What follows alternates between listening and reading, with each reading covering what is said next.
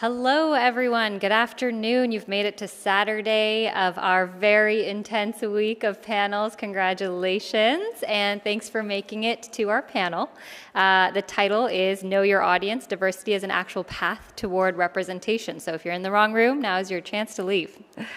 My name is Laxmi Parthasarathy, and I am Chief Operating Officer of Global Press. We're an international news organization that builds independent newsrooms led by local women reporters in undercovered media markets from Arkangay, Mongolia to Chiapas, Mexico.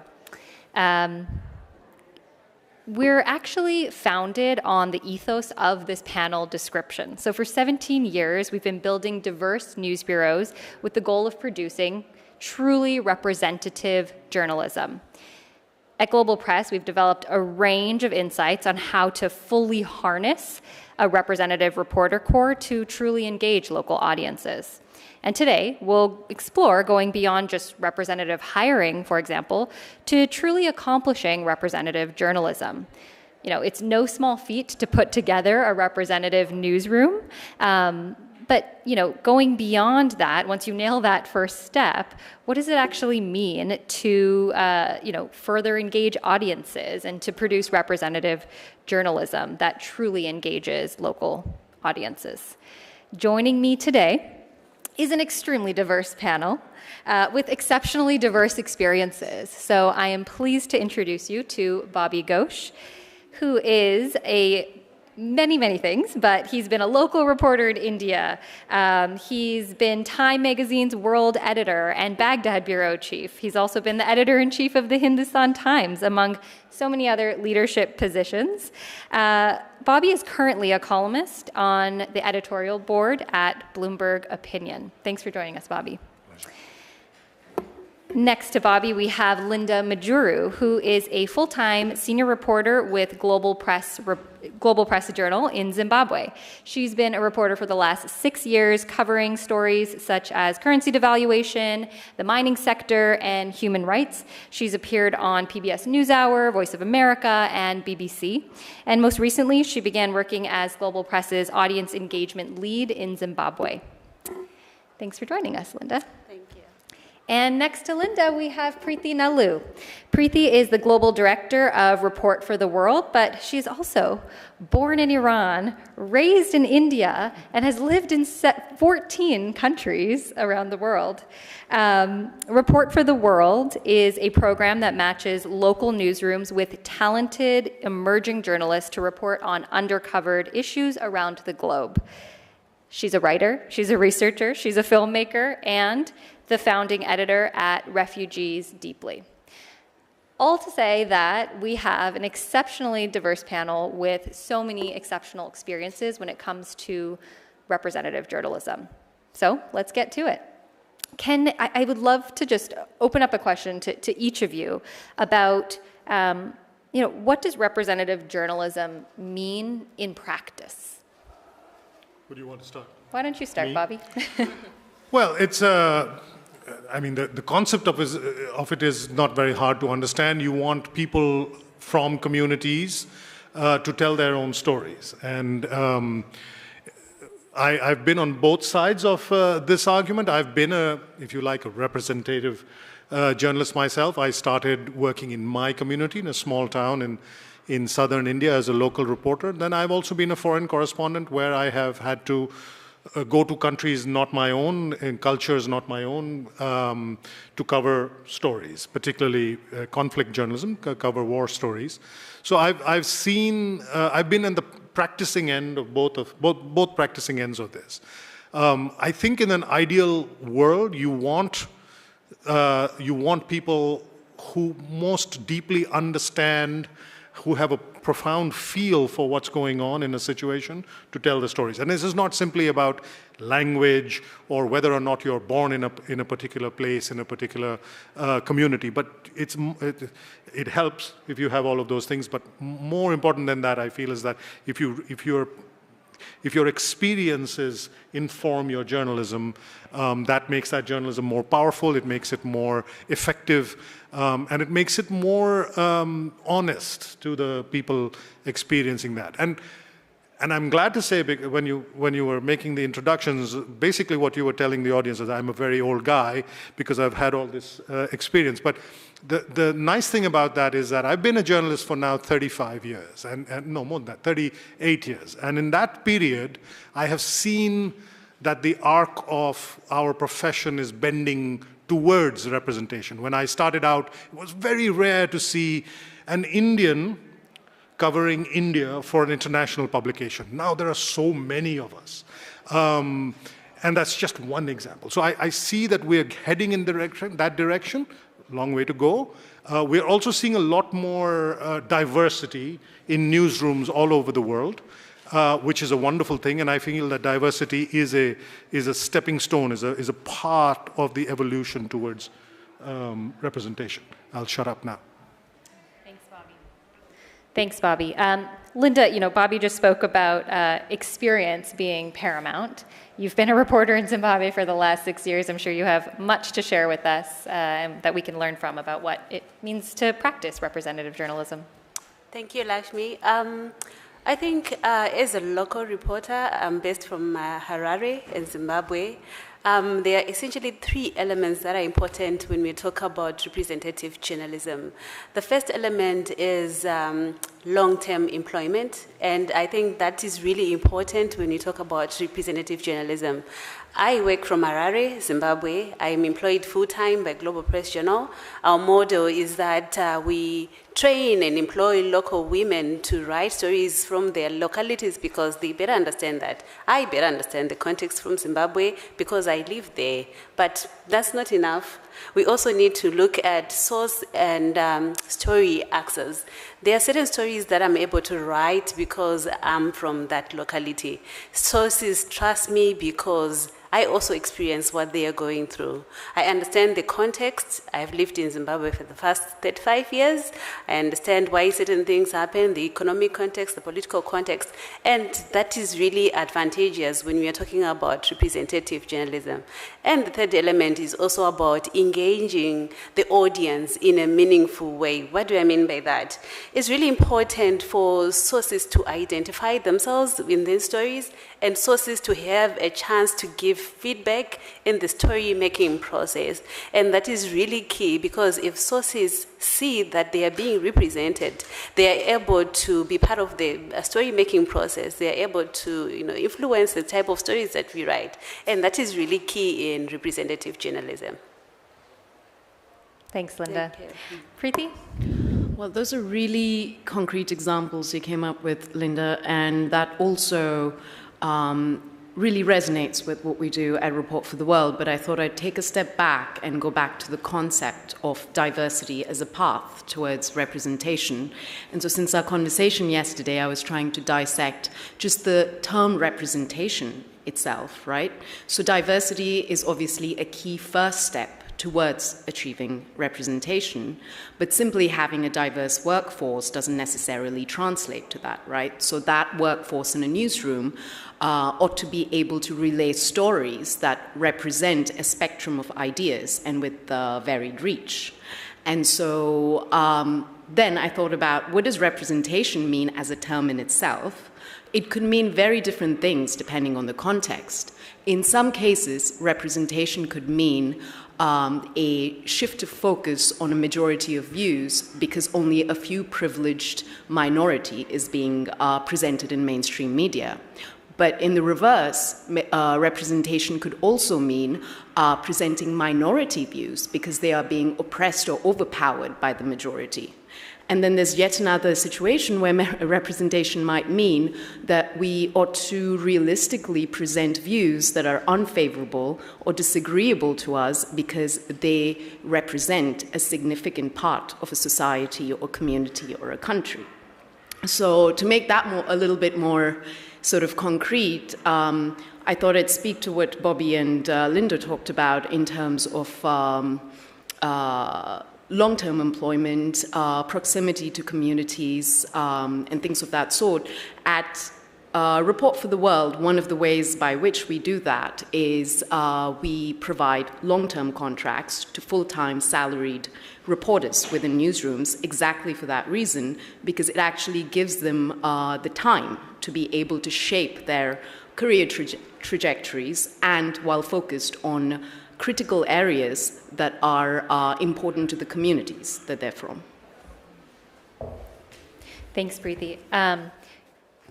Just following up on that point before we move on, Preethi, you mentioned some of the newsrooms that you're working with locally. I'd love to hear, how are they specifically from Brazil to India to, Kenya? How are they specifically dealing with representation or thinking with representation on the local level? Right, and so it would be worth noting that the project started with Report for America. So as a Boston-based organization, the Ground Truth Project wanted to actually start at home. So Report for America over the past years has placed 600 reporters across all 50 states of the US. And they've become, it's our sister program, and they've become, if you will, a vehicle for diverse recruitment. And what they've then done is paired that diverse recruitment practices where they work with newsrooms to make sure that different profiles are represented. There's more than 60% are women, and there's high representation of Latino, Black, and Asian reporters as part of the Report for America core members.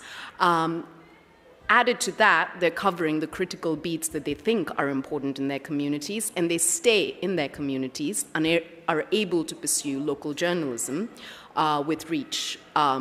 So taking that Report for America example, we started Report for the World with a slightly different mandate because we're talking again about very diverse contexts, right? So those different definitions of representation that I talked about would apply.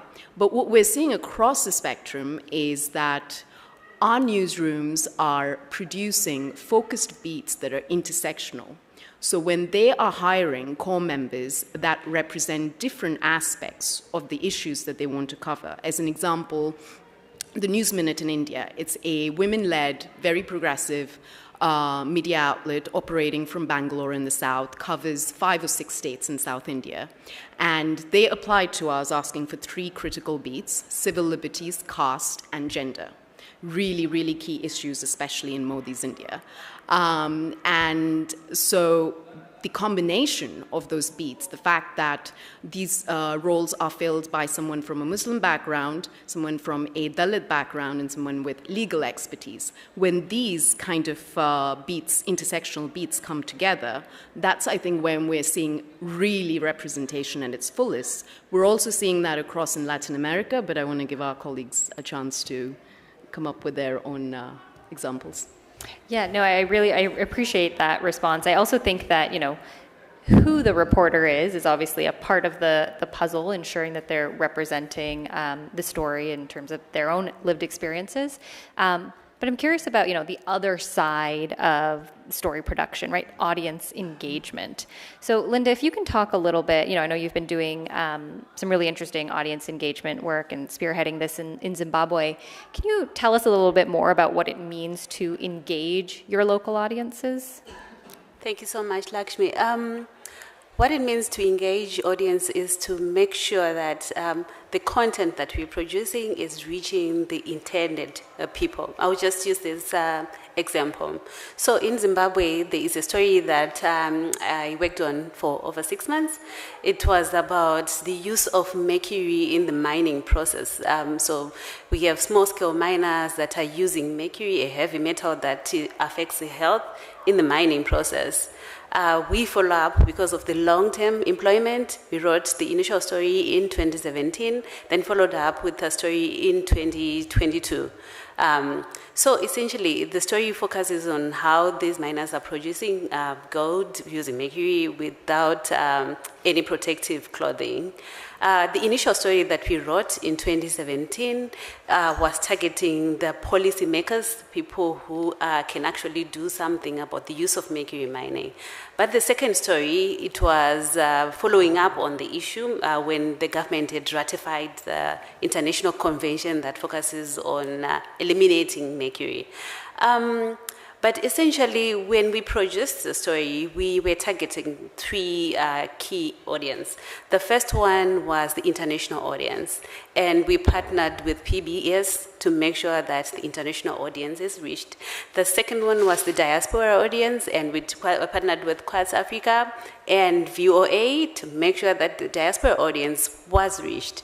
But most importantly, what was really important to me was to make sure that the miners that are touching the gold, the miners that are touching the mercury, the community that's living in this area gets access to information on the dangers of using mercury in the mining process.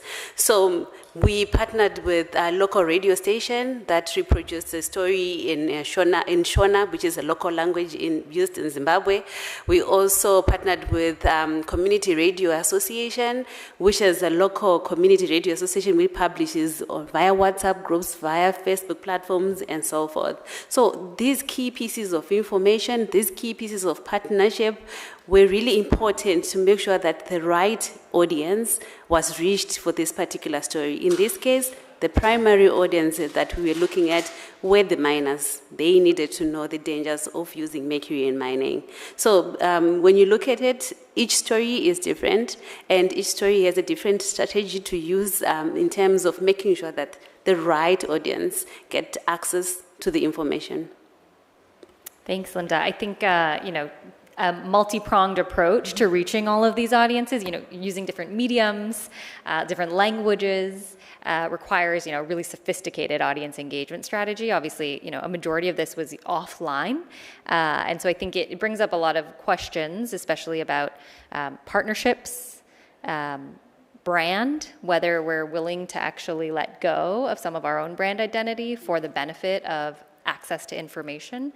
And, I'm curious, Bobby, with all of the experience that you have in both legacy and international and local, these hiring practices, these audience engagement practices, they're all phenomenal examples here. How realistic is it for newsrooms to start adopting these in the near term? I think these practices are spreading very quickly, and actually, thanks to technology, thanks to the fact that most news is now consumed on these devices, it's easier to get stories out to the communities about whom those stories are being written. The challenge can often be with paywalls, right? The business model. Now, if you are a not-for-profit, then you can target you can use the way, you can sort of target specific audiences and make sure that they get it. If you're in a for-profit model, that becomes complicated, because especially if you're writing about miners in Zimbabwe, they're not going to, very unlikely that they will subscribe to the website that you work for. And that becomes problematic. How do you get past that? Often when we talk about paywalls, the conversation is about the readers jumping over the walls. But here you have a challenge of the journalist jumping over the wall to get the story out to the other side. And it becomes very difficult. Geo-targeting is not yet a perfect science. Even if an institution makes the call, and it's not easy, but let's say if an institution makes the call that we will exempt, going with this example, we will exempt those miners from having to pay for access to the story because the story is relevant to them and it's important for them to read it. Let's say the organization also makes the institutional decision that we will translate it into a language that they understand, or new language tools that are emerging all the time will make it accessible.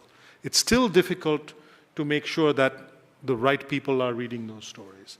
It's a lot easier in the non-profit world, and thank goodness one of the other many developments during the course of my career is that there are more and more organizations like yours, like Preethi's, that are cognizant of these problems and are addressing these problems that, those legacy media companies where I have made most of my career have not had to, have not needed to, have made some attempts but are stymied by the economics of the way they function.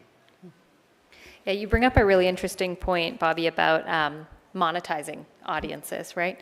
Preethi, I'd love to hear, from the experience of, because you're working with digital-first newsrooms. Are they thinking about audience monetization or about access to information, or both?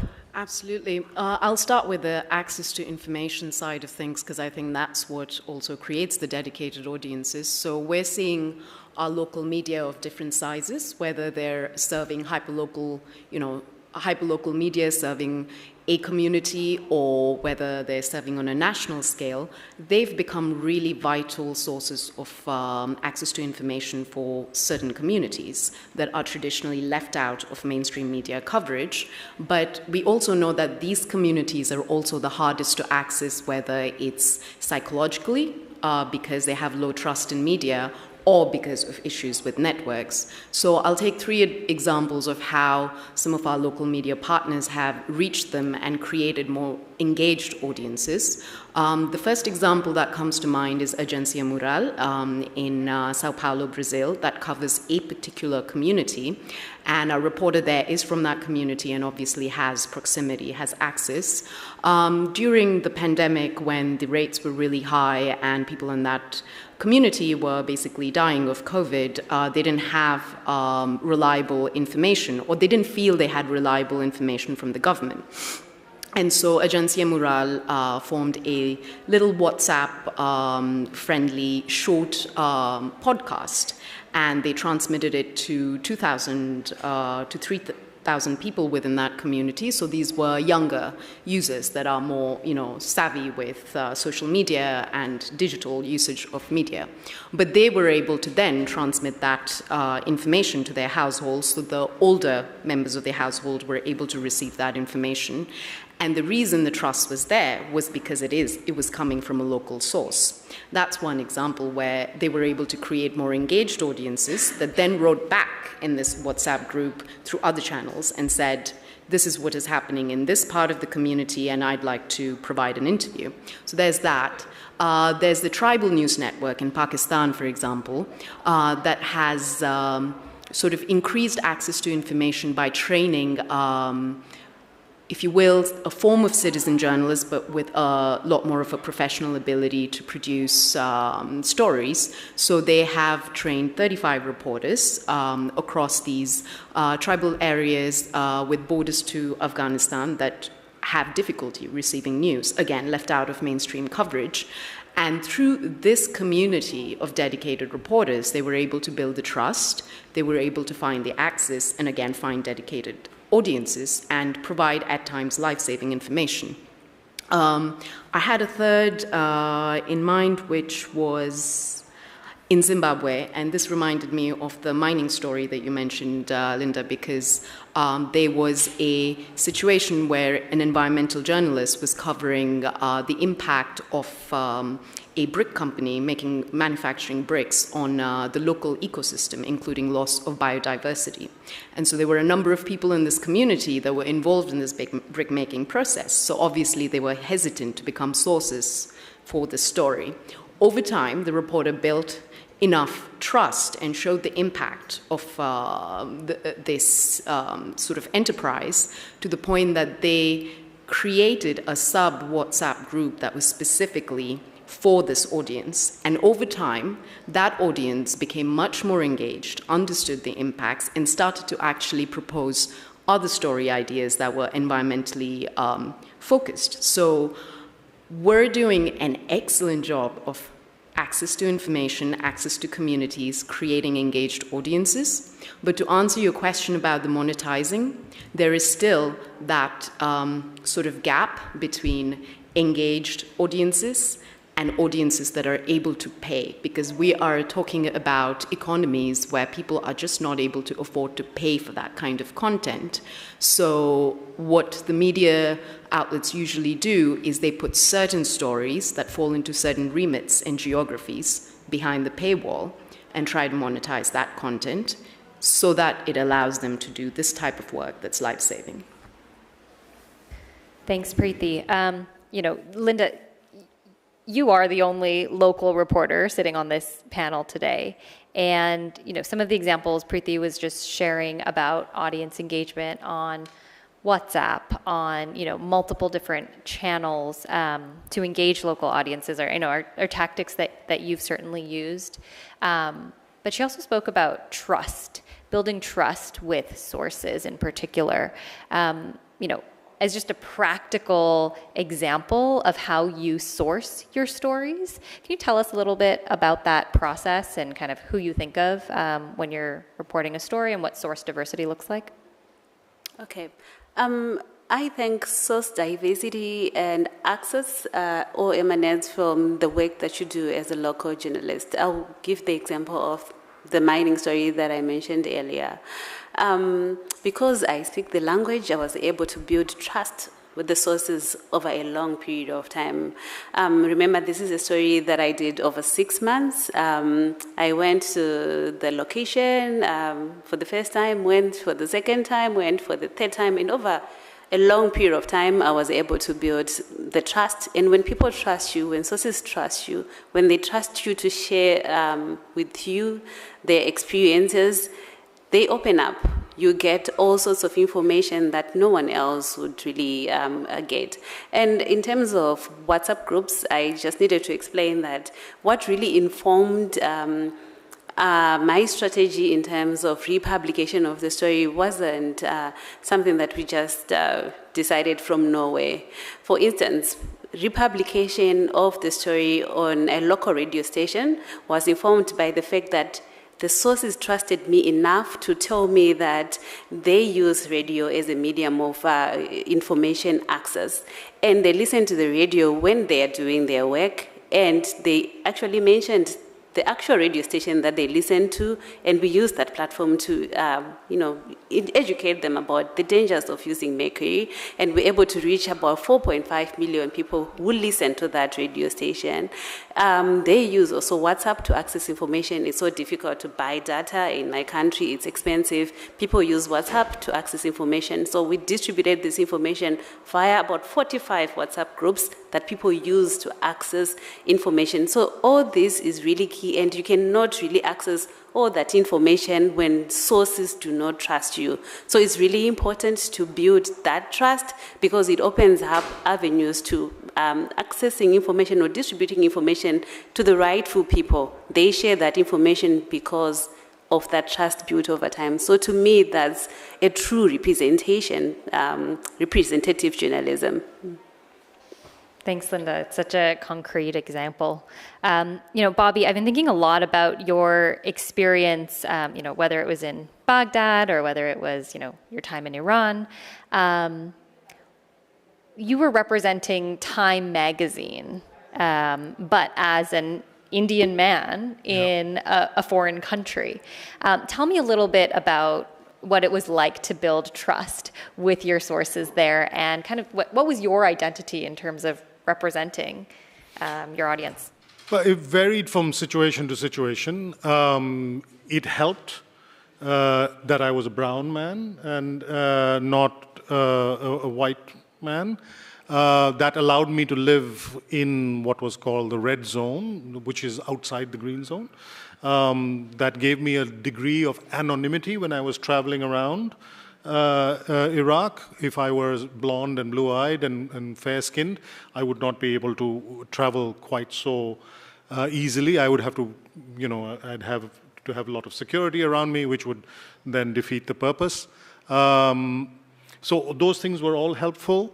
The fact that I came from India specifically was very helpful, because as in much of the Middle East, Bollywood is how Iraqis consumed a lot of their entertainment. And so I was able to form bonds with people. On one famous occasion, it saved my life.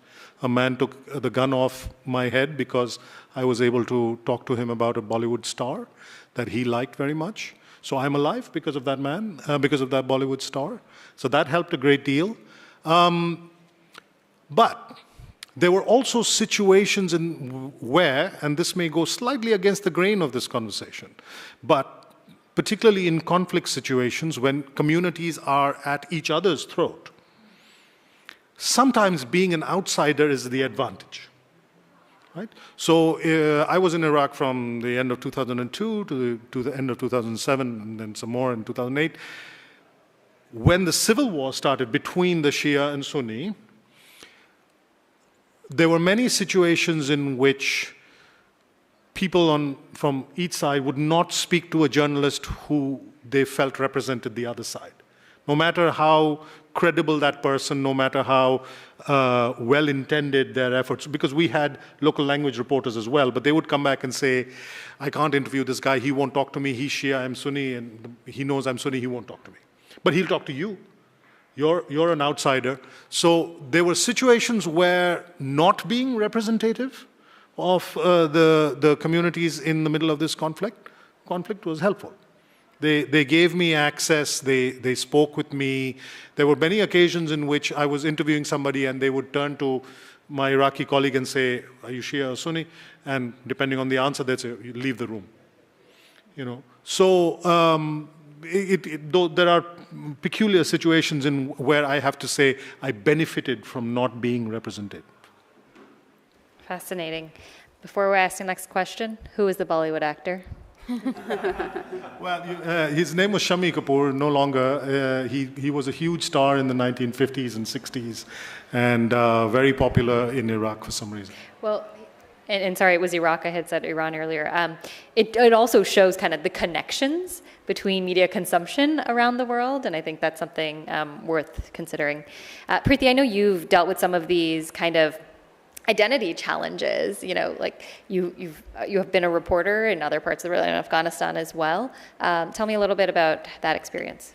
Sure, and so I was thinking about Afghanistan because I guess I enjoyed a privileged space, I suppose, when reporting there, where there was that subcontinental, you know, sort of proximity, the fact that I'm from India and that Afghans feel. I mean, a lot of these are also sometimes perceptions, right? I mean, the Indian government might not be that kind towards Afghan refugees, but they have given asylum in the past, and there are a lot of Afghan students who attended universities in India. So there was that proximity. And so, especially being a woman, I was able to break some of those barriers, break the rules, break the sort of the norms, and occupy this privileged space. But when Bobby was talking about these peculiarities, it made me think that it just goes to say that we occupy specific spaces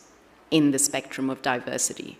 We can't fulfill all of them at once. So I think this is where a collaborative way of working together is important in presenting the full picture.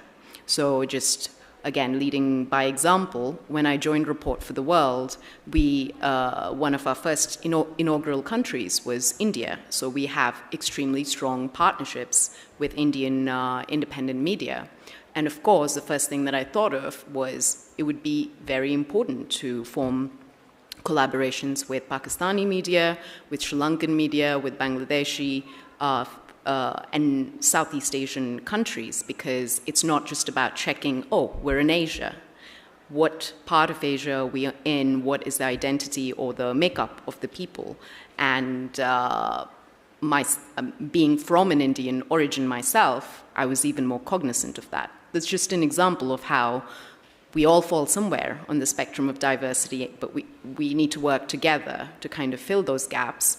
In terms of other experiences as a journalist before Report for the World, I have never worked long-term as a local journalist, but I've been in those situations where I've been in India, and ironically, being in a country where I have several languages that I'm fluent in and the cultural proximity and the nuance, I was sort of sidelined as the local journalist. And I remember, and I put this in quotes, fixing, because I've come to loathe the term, because you literally fix everything. You fix the bad interviewing of the foreign correspondent. I'm not saying always, but a lot of times you fix their issues. And so I usually tend to call people like that producers, and I think they should get a byline when they get into the reporting part of things.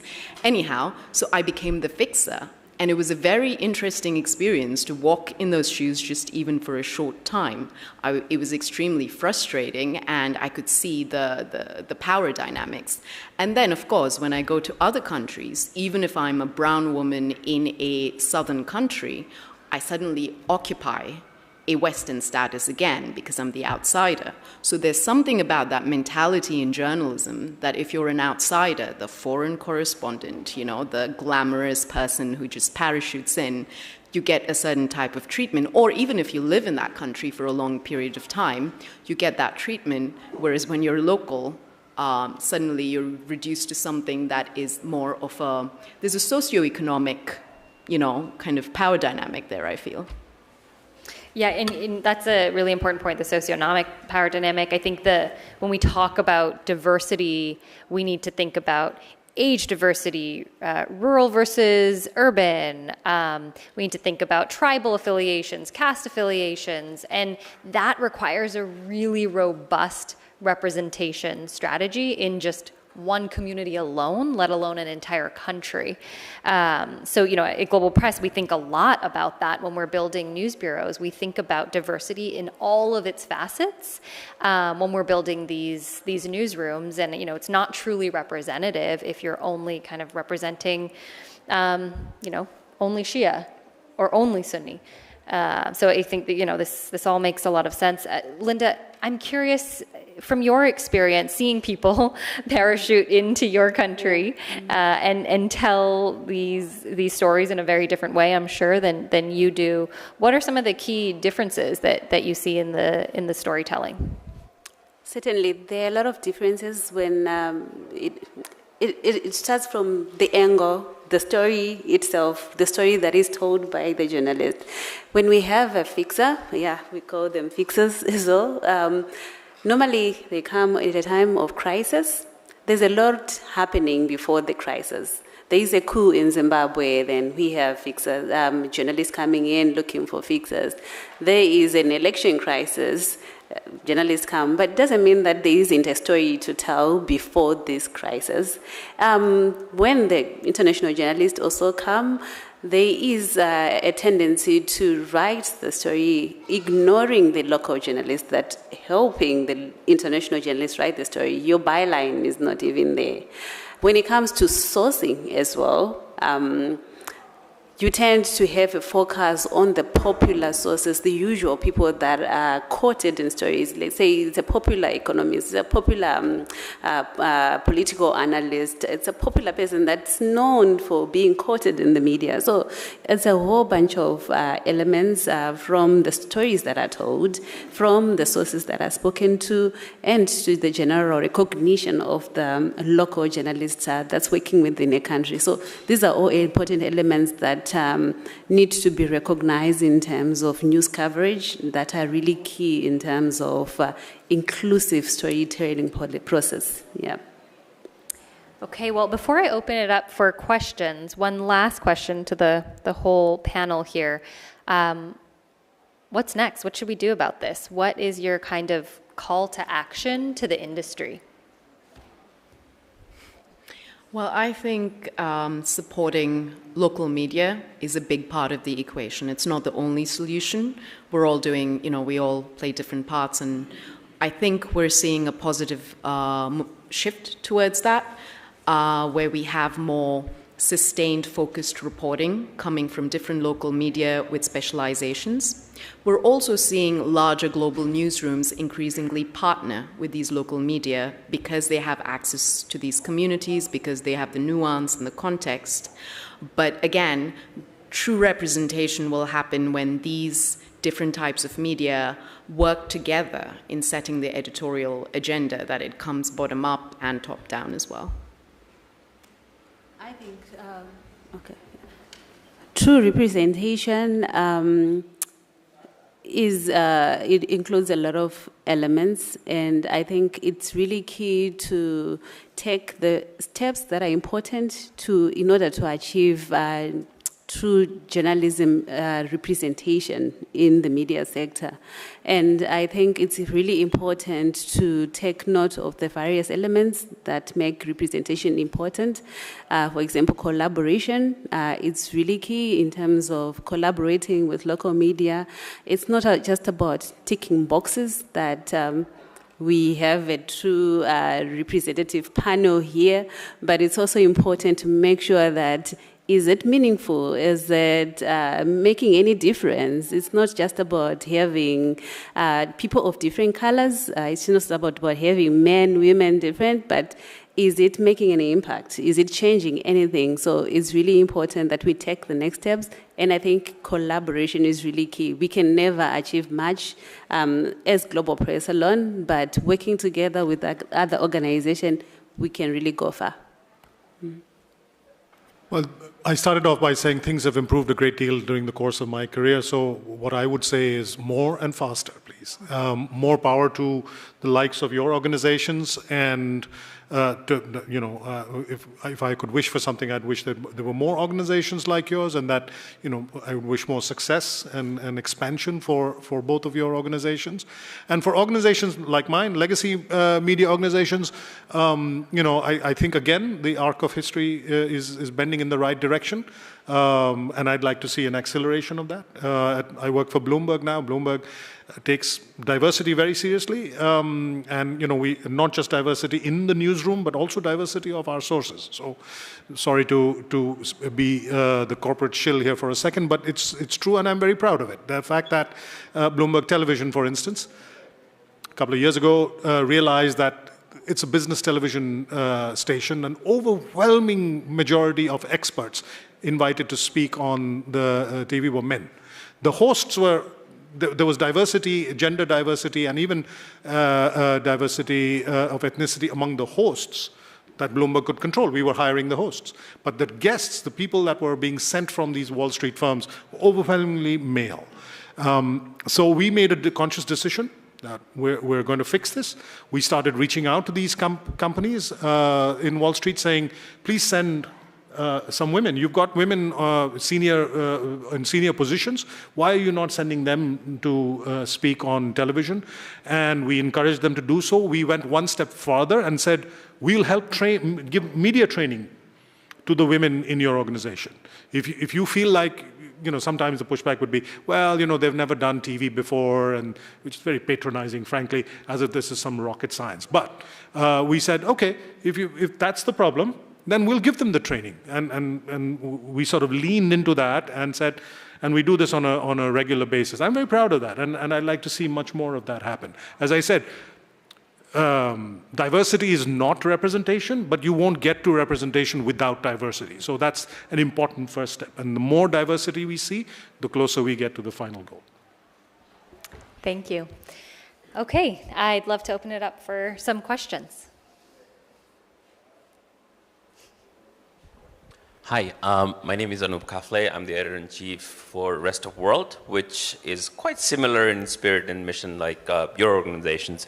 We work with a lot of local reporters, but we don't call them local reporters. Those are our editors and reporters on the ground, and we offer them full-time jobs as editors and reporters for those regions. One of the things I'm keen to hear from you is, in addition to sort of offering that representation, it requires enormous amount of patience because there is training involved, right? Because the quality of work is so important. Readership, obviously you have a primary audience. For us, that is a Western audience, but we also have a global audience. So you have to invest enormous amount of time in training. And I would love to hear how you think about training as an investment, because to bring on someone who went to Columbia Journalism School, did all the education in the United States, and have them write the story is very different than hiring someone in Bangalore who's probably never studied outside the West and has a very different command of English and different standards of journalism. I can take that. Great. Question. I know that you have a pretty extensive training program as well. Yeah, I'm happy to speak about it after you. So let me just start with an example, agreeing with you how tedious and time-consuming this is, but how worthy it is sometimes as well. One of our partners in Myanmar, now in exile, operating from Thailand, Frontier Myanmar. We're supporting a Rohingya reporter focused on healthcare. And we know how extremely important it is for the community, especially when they're in displaced situations in IDP camps and even more vulnerable to disease. Well, this reporter had somewhat of a health background, but not necessarily a journalism background.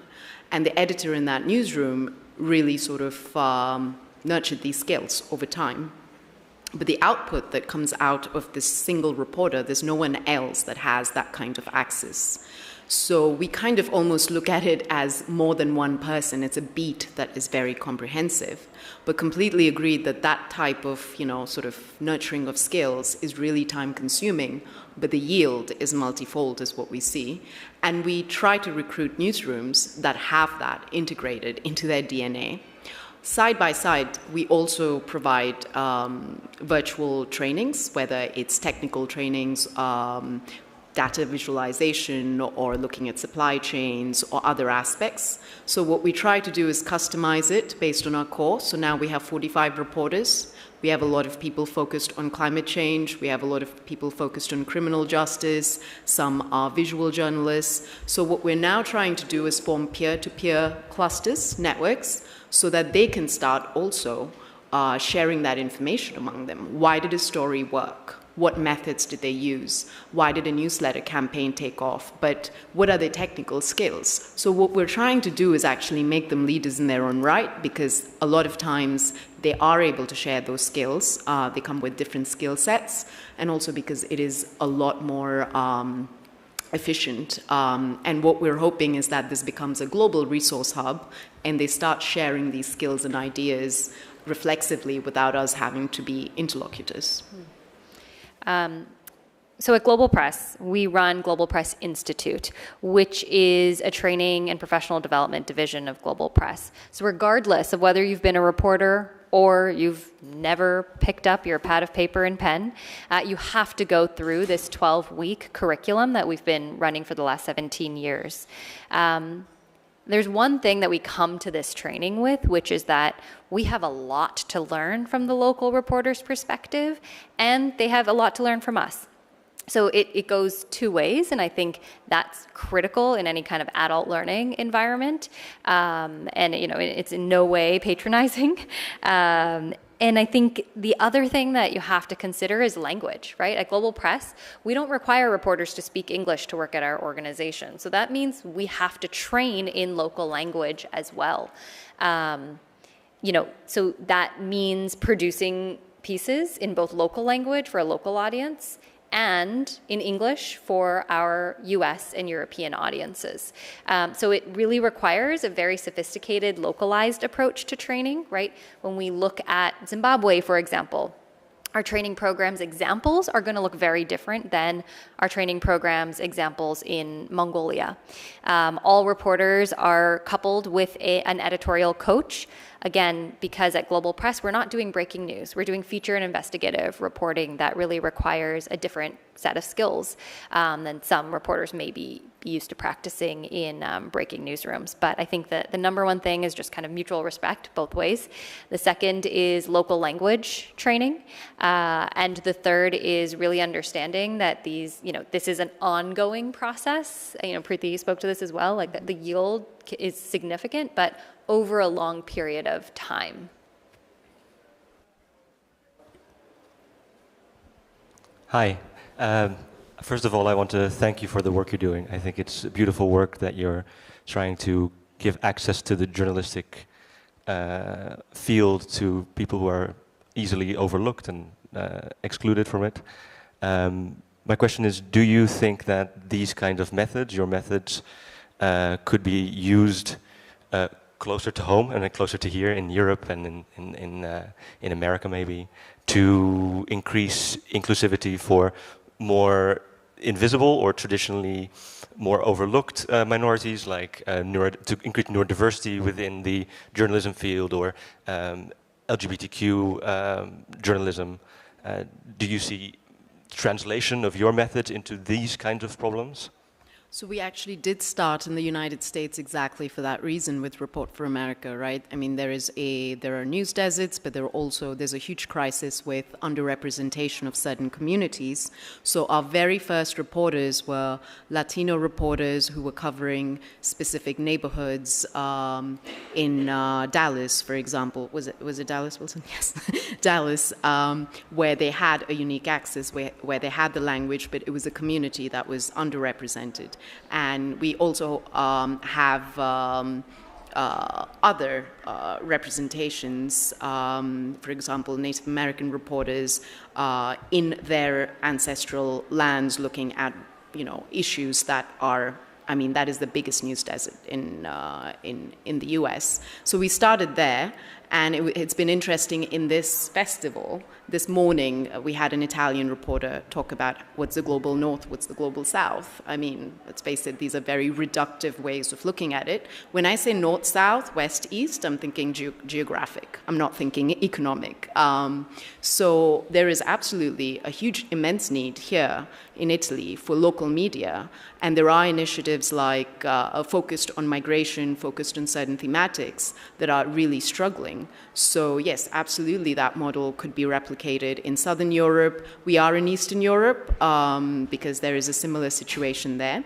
But I just came across Project Oasis that mapped out news deserts across Europe, but also where local media are present.